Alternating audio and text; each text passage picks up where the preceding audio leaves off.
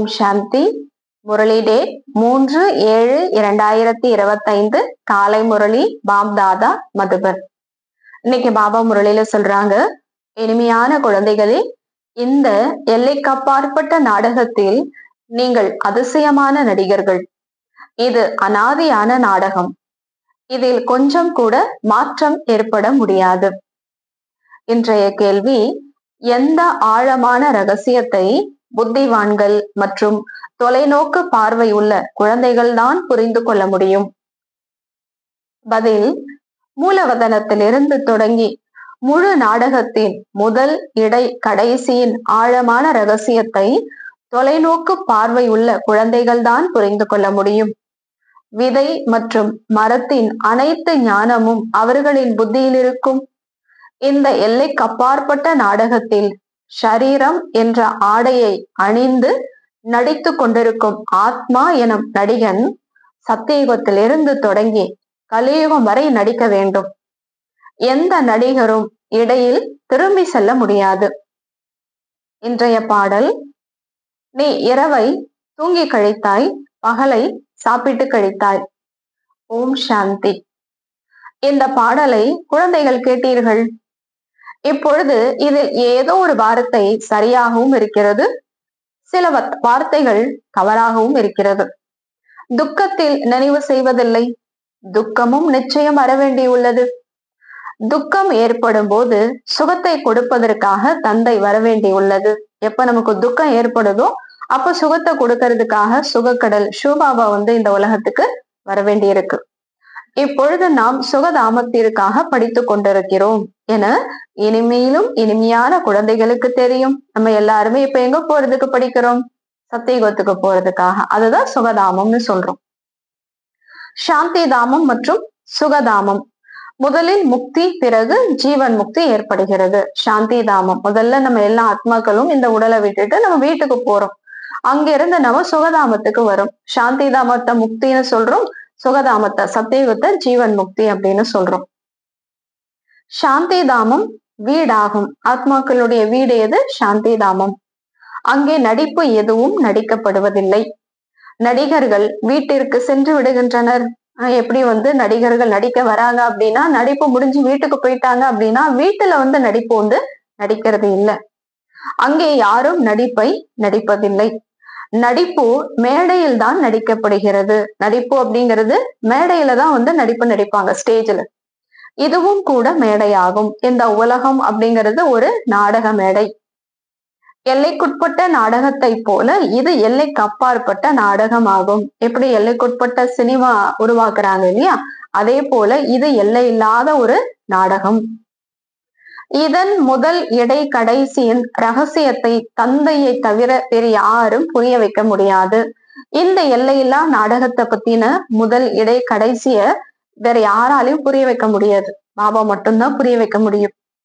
உண்மையில் இந்த யாத்திரை அல்லது யுத்தம் என்ற வார்த்தைகள் புரிய வைப்பதற்காக மட்டும் பயன்படுத்தப்படுகின்றன. பாபா சொல்றாரு இல்லையா, நீங்க நினைவு யாத்திரையில இருக்கீங்க, நீங்க யுத்த மைதானத்துல இருக்கீங்க அப்படின்னா உண்மையிலேயே இங்க யுத்தம் யாரோட பண்றோம் அப்படிங்கறதெல்லாம் கிடையாது. 5 விகாரத்தோட யுத்தம் பண்றோம். இது புரிய வைக்கிறதுக்காக இந்த வார்த்தைகளை உபயோகப்படுத்தப்படுதுன்னு சொல்றாரு பாபா. யாத்திரை அப்படின்னா இங்க இருந்து எங்கோ போறதெல்லாம் கிடையாது. இங்க அமர்ந்திருந்தாலும் புத்தியால சிவபாபா எங்க இருக்கிறாரு? பரம்தாமத்துல இருக்கிறாரு. நம்மளுடைய மனசால நம்ம அங்க போறோம், எங்கோ உடலால போறோம் அப்படிங்கறதெல்லாம் கிடையாது அப்படிங்கிறாரு.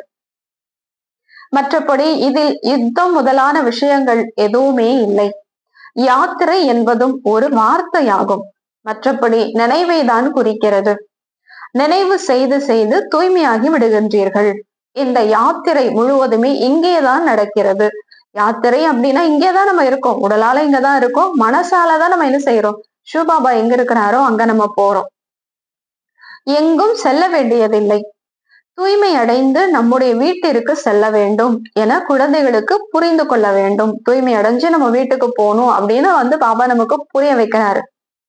தூய்மையற்றவர்கள் செல்ல முடியாது. தூய்மை இல்லை அப்படின்னா நம்ம வீட்டுக்கு போக முடியாது. தன்னை ஆத்மா என புரிந்து கொள்ள வேண்டும். ஆத்மாவாகிய எனக்குள் முழு சக்கரத்தின் நடிப்பும் நிரம்பி இருக்கிறது. இப்பொழுது அந்த நடிப்பு முடிந்து விட்டது. என்ன ரெக்கார்ட் ஆயிருந்தது? 84 பிறவியினுடைய பாட்டு ரெக்கார்ட் ஆயிருந்தது. இப்ப அந்த பாட்டு முடிஞ்சிருச்சு. தந்தை எளிமையான வழி கொடுக்கிறார். என்னை நினைவு செய்தீர்கள் என்றால் நீங்கள் தூய்மை அடைந்து விடுவீர்கள் என தந்தை புரிய வைக்கிறார். என்ன நினைச்சாதான் நீங்க ஆத்மா தூய்மையாக மாறுவீங்க அப்படின்னு சிவபாபா புரிய வைக்கிறாரு. யுத்தம் எதுவுமே கிடையாது. நீங்க யாரும் யாரோடலாம் யுத்தம் செய்யறது கிடையாது. புதிய உலகத்தை உருவாக்குறதுக்காக ஏதோ ஒரு நாட்டோட போய் யுத்தம் செய்யறோமா? ஏதோ ஒரு ராஜாவோட போய் யுத்தம் செய்யறோமா? கிடையாது. 5 விகாரம் ராவணனோட தான் நம்ம யுத்தம் செய்யறோம். நம்ம மீதே நம்ம ராஜா ஆகணும். தன்னை தமோ பிரதானத்திலிருந்து சத்தோ பிரதானமாக ஆக்க வேண்டும். நம்மளையே நம்ம ஆத்மா தூய்மை இழந்திருக்கும். இப்ப தூய்மையானவர்களாக நம்மளே ஆக்கணும். மாயையின் மீது வெற்றி அடைய வேண்டும். 5 விகாரத்தின் மீது நம்ம வெற்றி அடையணும். பாரதம் சத்தோ பிரதானமாக இருந்தது, தூய்மையாக இருந்தது. 84 பிறவிகளின் சக்கரம் முடிவடைய வேண்டும் என குழந்தைகள் அறிவார்கள். கால சக்கரம் இல்லையா, சுழண்டுட்டே இருக்கும். அப்படியே இது நிக்காது. 84 பிறவிகளுடைய அந்த கால சக்கரம் என்ன ஆகுது? சுத்திக்கிட்டே இருக்கு. அதில் கண்டிப்பாக மனிதர்கள் தான் இருப்பார்கள். இந்த 84 பிறவி சக்கரத்துல மனித ஆத்மாக்கள் தான் என்ன செய்யறோம்? ஒரு உடலை விட்டுட்டு இன்னொரு உடல் எடுக்கும். நிலம் பூமி மாற்றத்தை அடையாது. இந்த நிலம் இந்த பூமி எல்லாமே அப்படியேதான் இருக்கும். நம்ம மனித ஆத்மாக்கள் தான் ஒரு உடலை விட்டு இன்னொரு உடல், காலம் மாறுது, அவ்வளவுதான்.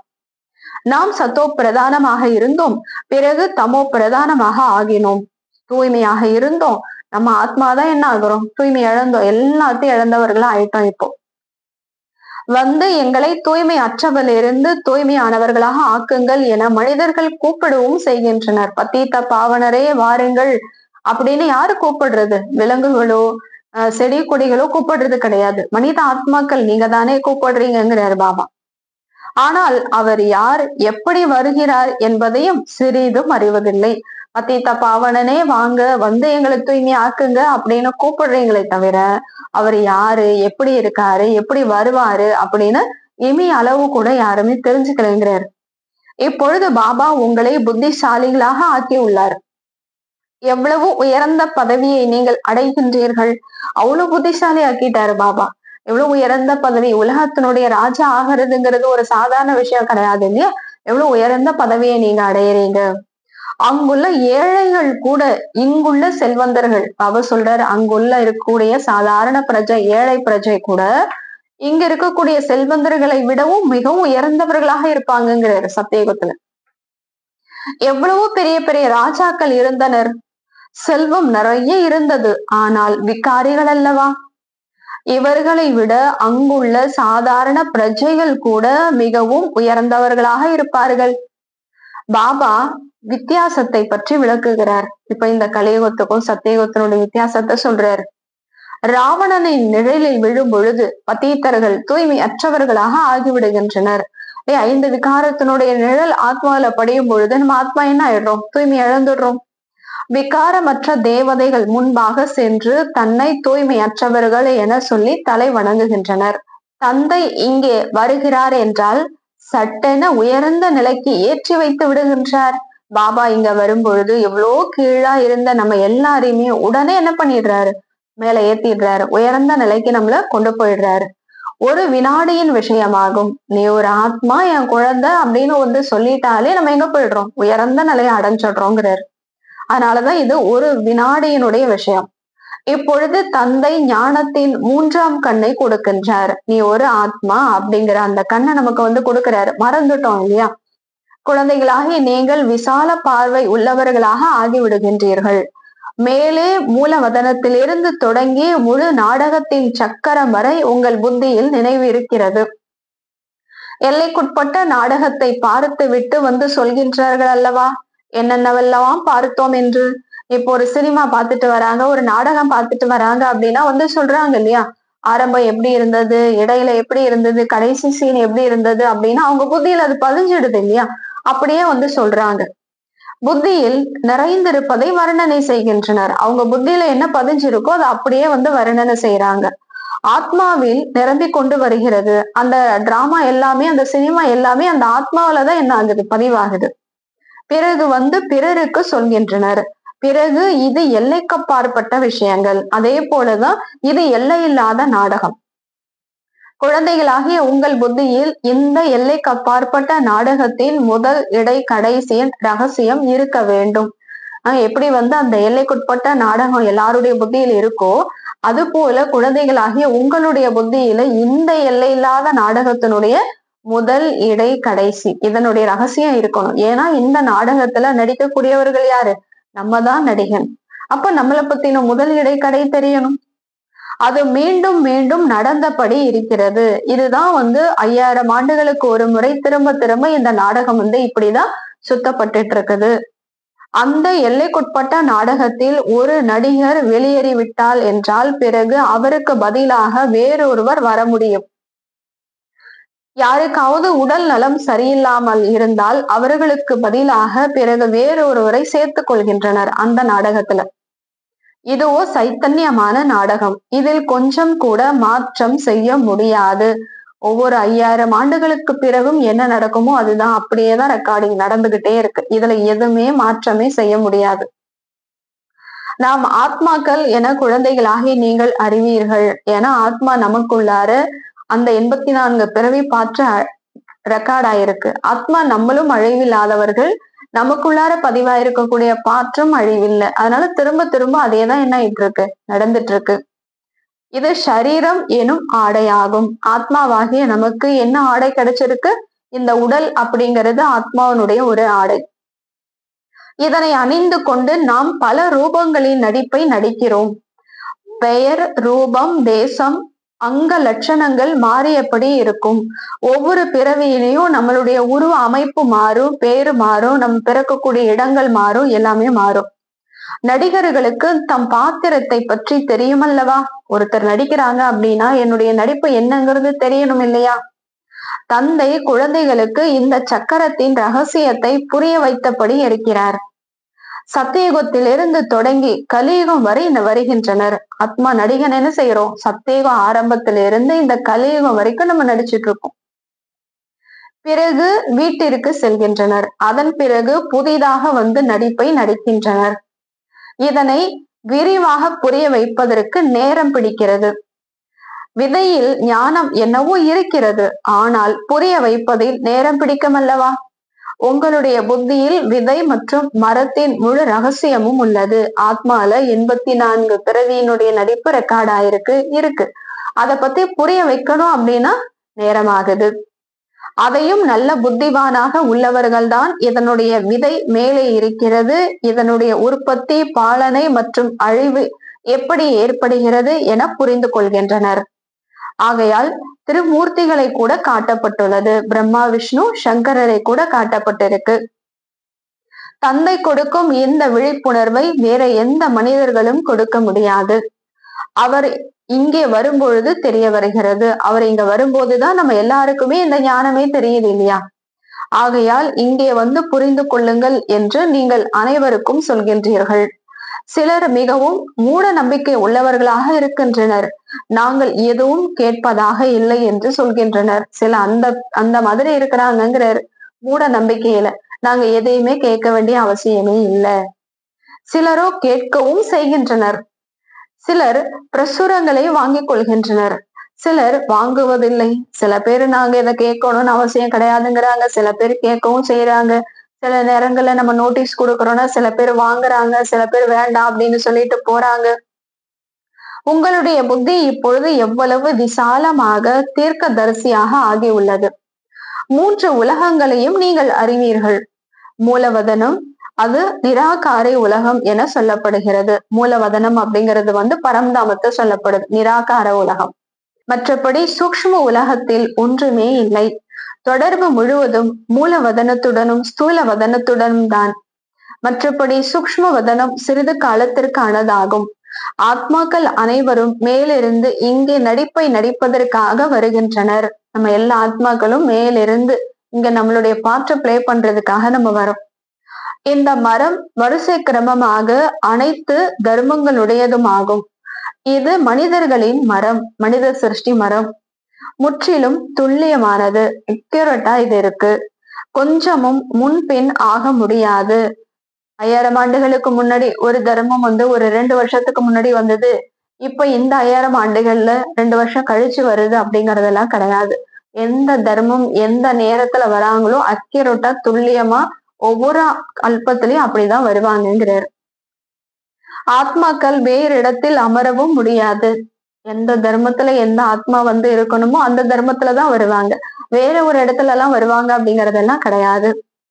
ஆகாயத்தில் நட்சத்திரங்கள் நின்றிருப்பதைப் போல ஆத்மாக்கள் பிரம்ம மகத்துவத்தில் நின்று கொள்கின்றன. பரம்தாமத்துல போய் ஆத்மா இருக்கிறாங்க அப்படின்னா 5000 ஆண்டுகளுக்கு முன்னாடி வேற ஒரு இடத்துல இருந்தாங்க, இந்த இப்ப போகும் பொழுது வேற இடத்துல போய் இருப்பாங்க அப்படிங்கறதெல்லாம் கிடையாதுங்கிறாரு.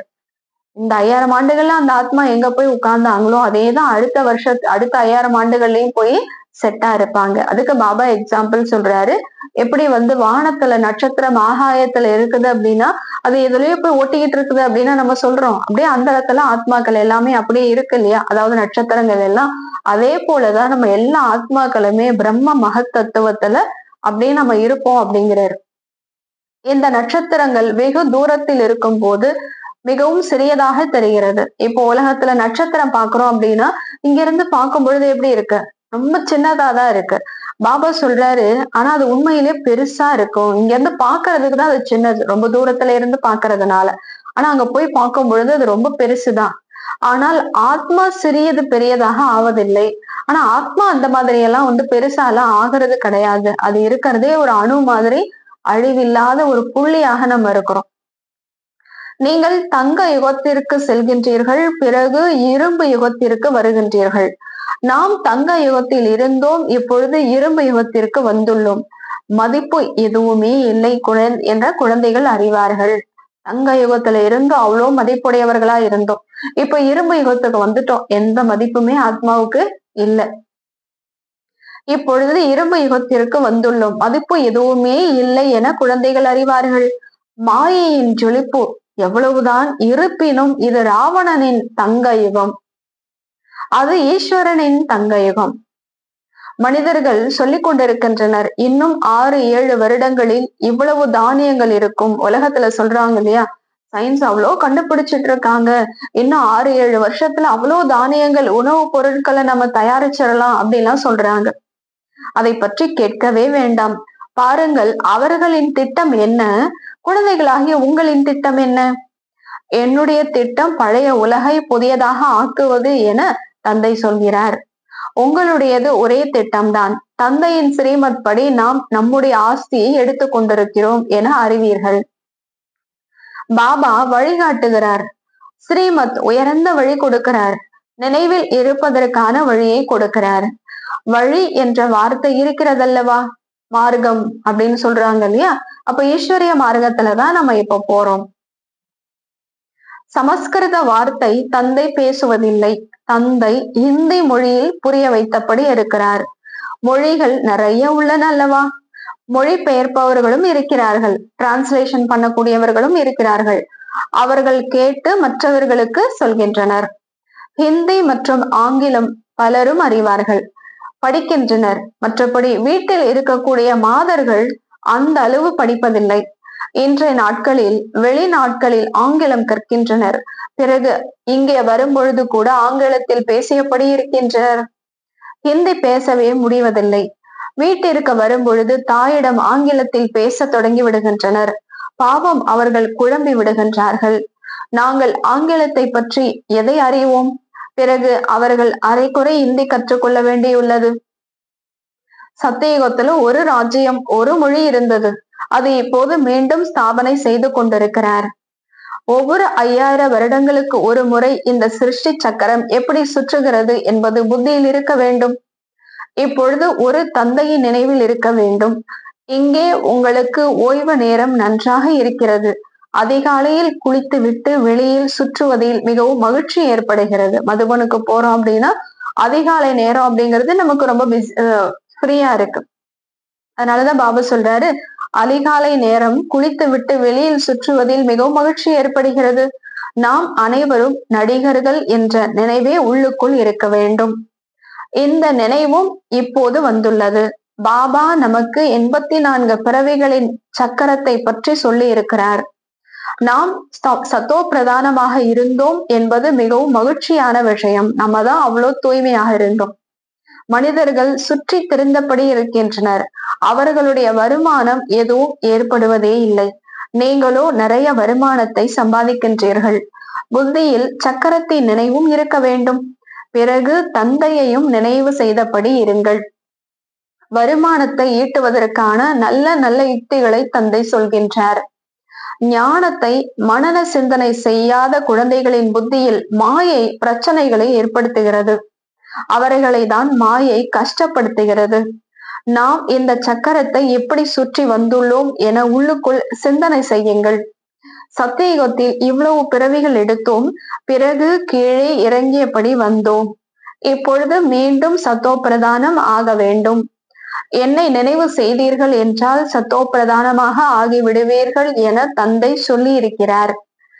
நடந்து சுற்றியபடி புத்தியில் நினைவு இருந்தது என்றால் மாயையின் பிரச்சனைகள் முடிந்துவிடும்.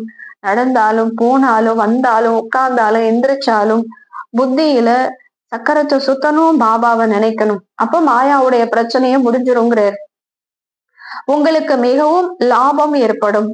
கணவன் மனைவி இருவரும் இணைந்து செல்லக்கூடும். எனினும் ஒவ்வொருவரும் கணவன் மனைவி 2 பேருமே இணைந்துதான் போறீங்க. ஆனா முயற்சி அப்படிங்கறத ஒவ்வொருத்தரும் அவங்க செஞ்சாதான் முயற்சி புண்ணியம். உயர் பதவியை பெறுவதற்கு தனது முயற்சியை தான் செய்ய வேண்டும். தனிமையில் செல்வதில் மிகவும் மகிழ்ச்சி உள்ளது. தன்னுடைய ஆர்வம் மட்டுமே ஈடுபட்டிருப்பீர்கள். தனியா போனோம் அப்படின்னா நம்ம யாருக்கிட்டையும் பேச மாட்டோம். நம்மளுடைய இன்ட்ரெஸ்ட்ல நம்மளுடைய ஆர்வத்திலேயே நம்ம மூழ்கி போய்கிட்டே இருப்போம். இன்னொருவர் உடன் இருந்தால் புத்தி இங்கும் அங்கும் போகும். ஏதாவது ஒரு விஷயத்த நம்ம பேசுவோம், இவங்க நம்ம கூட இருக்காங்க அப்படிங்கிற நினைவு கூட வருது இல்லையா? நம்ம தனிமையா இருந்தோம் அப்படின்னா ஒரு சிவபாபாவனுடைய நினைவுல நம்மளுடைய ஆர்வத்துல நம்ம ஈடுபட்டிருப்போம். மிகவும் சகஜமே. பூங்கா முதலியானவை அனைத்து இடங்களிலும் உள்ளன. கார்டன் எல்லாம் இருக்கு, பார்க் எல்லாம் இருக்கு. இன்ஜினியராக இருந்தால் இங்கே பாலம் கட்டலாம், இதை செய்யலாம் என சிந்தனை செல்லும். அந்த பார்க்குக்கு அந்த பூங்காவுக்கு ஒரு இன்ஜினியர் போனாருன்னா என்ன நினைச்சிட்டு போவாரு? அவரு வாக்கிங் தான் போவாரு. இங்க இந்த மாதிரி ஒரு பாலம் கட்டலாம், இங்க இந்த இடத்துல ஒரு பார்க் போடலாம், இந்த இடத்துல ஒரு ரோடு போடலாம் அப்படின்னு யோசிச்சுட்டே போவாருங்கிறார் பாபா. புத்தியில் பிளான் வந்து விடுகிறது. நீங்களும் கூட வீட்டில் அமருங்கள். ஆயினும் புத்தி அந்த பக்கமாக ஈடுபட்டிருக்கட்டும். இந்த பக்கம் சிவபாபாவோட உங்க புத்தி ஈடுபட்டிருக்கட்டும். இந்த பழக்கத்தை வைத்துக் கொண்டீர்கள் என்றால் பிறகு உள்ளுக்குள் இதே சிந்தனை நடந்து கொண்டிருக்கும். படிக்கவும் வேண்டும், தொழில் முதலியானவையும் செய்ய வேண்டும். முதியவர்கள், இளைஞர்கள், குழந்தைகள் முதலான அனைவருமே தூய்மை அடைய வேண்டும். ஆத்மாவுக்கு உரிமை உள்ளது தந்தையிடமிருந்து ஆஸ்தி எடுக்க. அது சிறிய குழந்தைகளா இருந்தாலும், இளைஞர்களா இருந்தாலும், வயதானவர்களா இருந்தாலும் எல்லாரும் இப்ப தூய்மையாகிதான் தேரணும். எல்லா ஆத்மாக்களும் சிவபாபா கிட்ட இருந்து ஆஸ்தி எடுக்கிறதுக்கு உரிமை இருக்கு.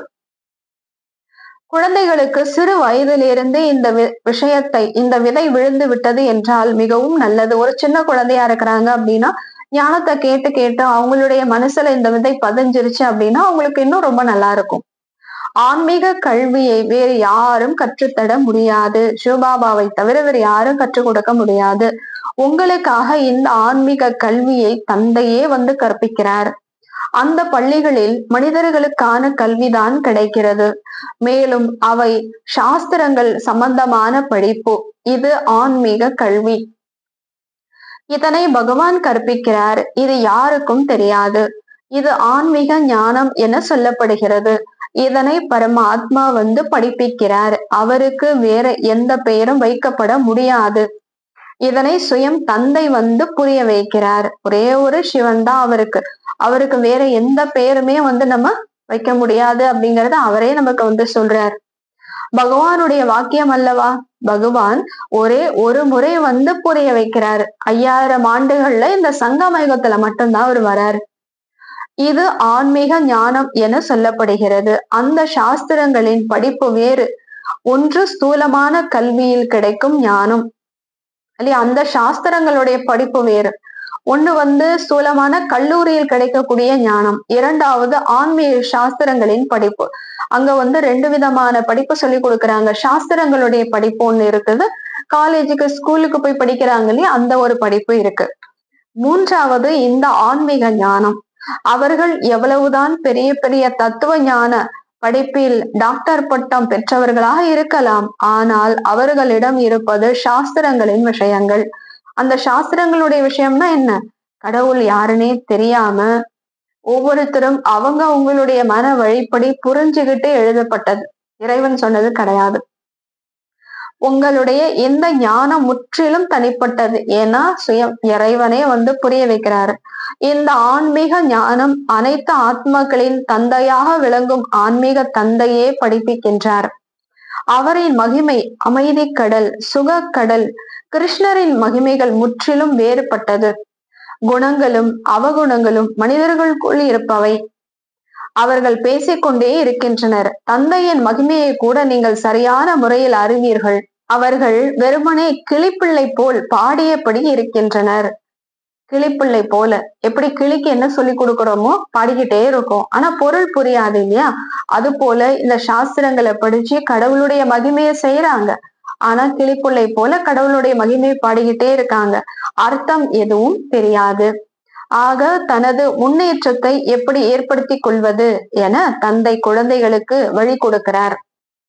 முயற்சி செய்து கொண்டே இருந்தீர்கள் என்றால் பிறகு உறுதியாகிவிடும். முயற்சி செஞ்சுக்கிட்டே இருந்தோம் அப்படின்னா அது ஒரு பழக்கம் ஆயிடும், ஸ்ட்ராங் ஆயிடும். பிறகு அலுவலகத்தில் வேலை செய்யும் சமயத்தில் கூட இந்த நினைவு வரும். ஈஸ்வரனின் நினைவு இருக்கும். மாயை நினைவே அரை கல்பம் நடந்து வந்தது. மாயாவுடைய நினைவு, 5 விகாரத்தினுடைய நினைவு தான் பாதி கல்பம், 2500 வருஷம் இருந்தது. இப்போது தந்தை சரியான விதத்தில் புரிய வைக்கிறார். தன்னை பாருங்கள், நாம் என்னவாக இருந்தோம், இப்போது என்னவாக ஆகி உள்ளோம். பிறகு பாபா நம்மை இப்படி தேவதையாக ஆக்குகிறார். இதுவும் கூட குழந்தைகளாகி நீங்கள் தான் வரிசை கிரமமான முயற்சியின்படி தெரிந்திருக்கிறீர்கள். முதலில் பாரத தேசம்தான் இருந்தது. பாரதத்தில் தான் தந்தையும் வருகிறார். நடிப்பை நடிப்பதற்காக. நீங்களும் கூட ஆதி சனாதனா தேவி தேவதா தர்மத்தவர்கள் அல்லவா? பாபாவுனுடைய நடிப்பு எங்க இருக்கு? இந்த பாரத பூமியில தான். நம்மளுடைய நடிப்பும் இந்த பாரத பூமியில தான். ஆதி சனாதனா தேவி தேவதா தர்மம் இருக்கும் பொழுது எங்க இருந்தோம்? இந்த பாரத பூமி தான். நீங்கள் தூய்மை அடைய வேண்டும். இல்லாவிட்டால் பின்னால் வருவீர்கள். தூய்மை அடையல அப்படின்னா ராஜ்யத்துல எப்ப வருவோம்? கடைசியில தான் வருவீங்கிறார். பிறகு என்ன சுகத்தை அடைவீர்கள்? பக்தி அதிகம் செய்திருக்காவிட்டால் வரமாட்டார்கள். இவர்கள் அவ்வளவாக ஞானத்தை எடுக்க மாட்டார்கள் என புரிந்து போய்விடும். புரிந்து கொள்ள முடியும் அல்லவா? மிகவும் உழைக்கிறீர்கள், ஆனாலும் அபூர்வமாக யாராவது வெளிப்படுகிறார்கள். நீங்களும் எவ்வளவுதான் முயற்சி செய்து மற்றவர்களுக்கு ஞானத்தை கொடுக்குறீங்க. முழுமையா பாபா குழந்தை ஆகிறதுங்கிறது அபூர்வமா ஒருத்தர் தான் வெளிப்படுறாங்க. ஆனாலும் களைத்து விடக்கூடாது. எவ்வளோ சொல்லி கேட்க மாட்டேங்கிறாங்களே அப்படின்னு சொல்லி களைச்சு போயிடக்கூடாது. முயற்சி செய்யவே வேண்டும். முயற்சி இன்றி எதுவும் கிடைக்காது. பிரஜைகள் உருவாகியபடி இருப்பார்கள். பாபா குழந்தைகளின் முன்னேற்றத்திற்காக யுக்தி சொல்கிறார். குழந்தைகளே, தனது முன்னேற்றம் ஏற்பட வேண்டும் என்றால் அதிகாலையில் குளித்து முடித்து தனிமையில் சென்று சுற்றுங்கள் அல்லது அமர்ந்து கொள்ளுங்கள். உடல் ஆரோக்கியத்திற்காக நடப்பதும் நல்லதே. பாபாவும் நினைவில் இருப்பார். நாடகமும் புத்தியில் இருக்கும். பாபாவுடைய நினைவும் நம்மளுடைய புத்தியில் இருக்கும், நாடகமும் இருக்கும். எவ்வளவு வருமானம் ஏற்படுகிறது? இது உண்மையான வருமானம் ஆகும். அந்த வருமானம் முடிந்து விட்டது. இப்போது இந்த வருமானத்தை பற்றி சிந்தனை செய்யுங்கள். கொஞ்சமும் கஷ்டம் எதுவுமே கிடையாது. பாபாவை பார்த்திருக்கின்றீர்கள். பிரம்ம பாபாவை பத்தி பார்த்திருக்கீங்கல்ல. முழு வாழ்க்கை சரித்திரமும் எழுதுவார். இன்று இத்தனை மணிக்கு எழுந்தேன், பிறகு இதை செய்தேன், பிற்காலத்தில் வருபவர்கள் படித்து கற்றுக்கொள்வார்கள் என்று எண்ணுவார். அந்த மாதிரி நினைப்பாரா பாபா? பெரிய பெரிய மனிதர்களின் வாழ்க்கை வரலாற்றை படிக்கிறார்கள் அல்லவா? குழந்தைகளுக்காக எழுதுகின்றனர். பிறகு வீட்டில் குழந்தைகளும் நல்ல சுபாவம் உள்ளவர்களாக ஆகின்றனர். இப்பொழுது குழந்தைகளாக நீங்கள் முயற்சி செய்து சத்தோப்பிரதானம் ஆக வேண்டும். மீண்டும் சத்தோப்பிரதான உலகின் ராஜ்யத்தை பெற வேண்டும். ஒவ்வொரு கல்பமும் நாம் ராஜ்யத்தை அடைகிறோம், பின்னர் இழக்கிறோம் என நீங்கள் அறிவீர்கள். இவை அனைத்தும் உங்கள் புத்தியில் உள்ளது. இது புதிய உலகம், புதிய தர்மத்திற்கான புதிய ஞானம் ஆகும். ஆகையால் தான் இனிமையிலும் இனிமையான குழந்தைகளுக்கு மீண்டும் கூட புரிய வைக்கிறார். வேகமாக முயற்சி செய்யுங்கள். சரீரத்தின் மீது நம்பிக்கை இல்லை. இன்றைய நாட்களில் மரணம் என்பது மிகவும் எளிதான ஒன்றாக, சாதாரண நிகழ்வாக ஆகிவிட்டுள்ளது. அங்கே அமரலோகத்தில், சத்தியுகத்துல இப்படிப்பட்ட மரணம் ஒருபோதும் ஏற்படுவதில்லை. இங்கேயோ அமர்ந்தபடியே இறந்து விடுகின்றனர். உட்கார்ந்துட்டே இருக்கிறாங்க, நல்லாதான் பேசிக்கிட்டு இருந்தாங்க, இறந்துட்டாங்க அப்படின்னு சொல்றாங்க. ஆகையால் தனது முயற்சியை செய்தபடி இருங்கள், நல்லது. இனிமையிலும் இனிமையான காணாமல் போய் கண்டெடுக்கப்பட்ட செல்ல குழந்தைகளுக்கு தாயும் தந்தையுமான பாப்தாதாவின் அன்பு நினைவுகளும் காலை வணக்கமும். ஆன்மீக குழந்தைகளுக்கு ஆன்மீக தந்தையின் நமஸ்காரம். ஆன்மீக தந்தைக்கு ஆன்மீக குழந்தைகளின் நமஸ்காரம். நன்றி பாபா. தேங்க்ஸ் பாபா. தாரணைக்கான முக்கிய சாரம். நடைமுறை செய்வதற்காக முரளியிலிருந்து முக்கியமான 2 பாயிண்ட்ஸ். முதலாவது, புத்தியை ஞான சிந்தனையில் மும்முரமாக ஈடுபடுத்தும் பழக்கத்தை ஏற்படுத்த வேண்டும். நேரம் கிடைக்கும் பொழுதெல்லாம் தனிமையில் சென்று அமர்ந்து ஞானத்தை மனன சிந்தனை செய்ய வேண்டும். தந்தையை நினைவு செய்து உண்மையான வருமானத்தை ஈட்ட வேண்டும். இரண்டாவது, தொலைநோக்கு பார்வை உள்ளவராகி இந்த எல்லைக்கப்பாற்பட்ட நாடகத்தை சரியான முறையில் புரிந்து கொள்ள வேண்டும். அனைத்து நடிகர்களின் நடிப்பையும் சாட்சியாகி பார்க்க வேண்டும். இன்றைய வரதானம் மதுரதா, அதாவது இனிமை தன்மை என்ற வரதானத்தின் மூலம் சதா முன்னேறி செல்லக்கூடிய உயர்ந்த ஆத்மா ஆகுக. மதுரதா, இனிமை தன்மை என்ற வரதானத்தின் மூலம் சதா முன்னேறி செல்லக்கூடிய உயர்ந்த ஆத்மா ஆகுக. விளக்கம்: இனிமை தன்மை என்பது அப்படிப்பட்ட விசேஷ தாரணையாகும். அதாவது கசப்பான பூமியை கூட இனிமையானதாக ஆக்கிவிடும்.